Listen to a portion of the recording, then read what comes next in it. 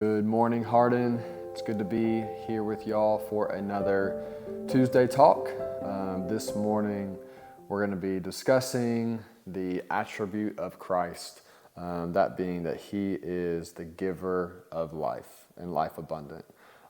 In the college ministry this semester, we have been studying and leading through the Gospel of John, and Jesus as the one who gives life to the world is definitely a major theme that I've been picking up on and meditating on this semester. So hopefully we grow in faith and in believing this so that we would not be deceived of the things of this world that promise life but really can't deliver, because only Jesus offers life and life abundant in Him.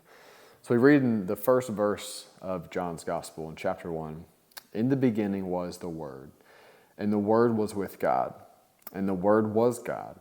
He was in the beginning with God. All things were made through Him, and without Him was not anything made that was made. In Him was life, and the life was the light of men." So we'll stop there for our time today. What we learn in these just opening verses of John's Gospel is that the Word, the Word being repeated here over and over again is pointing to Jesus. We learned that Jesus was God. He was with God, and that nothing in the world was created apart from Him. That He is the creator. He is the sustainer of all creation.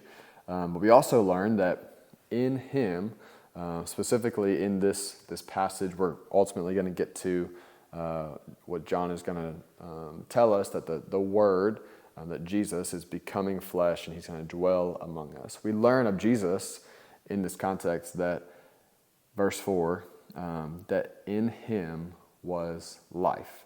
So God is going to become flesh and dwell among us, and we learn really some of His motive in this in verse 4. In Him was life, so that when He comes and dwells among us in the flesh, that He is going to bring life into the world. And we will learn even later in this passage that those who receive Him will be given life. They will be given adoption, and they will become children of God, born not of the will of man, but of God. So Jesus, he brings life to the world. He offers life to all who would receive Him. And this is in direct, really opposition to the claims of the world. All the things in the world, both things that we would describe as good or things that we would describe as sinful, Jesus is in opposition of these things, because only Jesus offers life and life abundant. I'm going to go to another verse later in this gospel that really is clear on Jesus giving life to the world, and that is John 10:10. It says that the thief comes only to steal and kill and destroy.